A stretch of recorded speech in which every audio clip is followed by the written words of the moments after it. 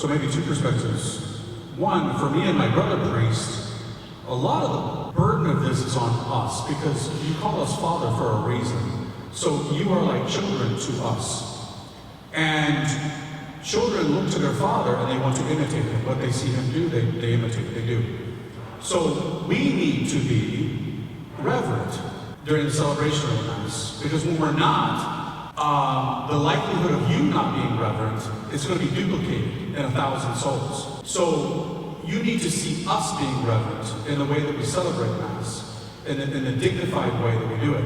I think a lot of these things could be resolved if we return to a lot of the practices that were ditched in previous, times, or were done in previous times that have been ditched recently.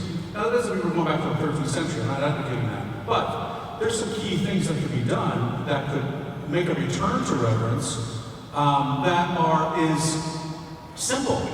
So simple. I mean, I'm all about the Eucharistic revival. That's fantastic. But to me, tabernacle placement is key, for example. You know what I mean? It's not rocket science. So there's a lot of things like that. Then there's a lot of other issues when it comes to the relationship between confession and the Eucharist. As from a priest's perspective, I try to be reverent, right? But it's fascinating to me how long the lines are for communion and how short the lines are for confession. A lot of people are not realizing the gravity of sin. And we're not seeing this example given, even sometimes by the leaders. The Holy Communion is given to people who publicly profess to be Catholic, and yet they are so far from being Catholic. You know what I'm talking about. Until those things are rectified and corrected, and children get spanked. Sorry, I always harp on that, but it's true, right? Because until those things are corrected, you can give all the theology you want.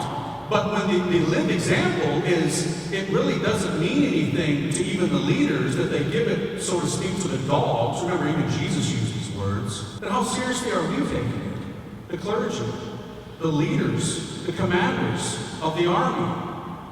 And I would ask you to pray for that, because right now I think the Holy Spirit is really wanting to do something powerful to bring this true revival about. Remember, it's not the Eucharist that needs a revival, it's us who need the revival. And that's only going to come about through preaching, through example, through love. And when those things are working together in the sanctuary and in the pews, bam, you got your revival right there.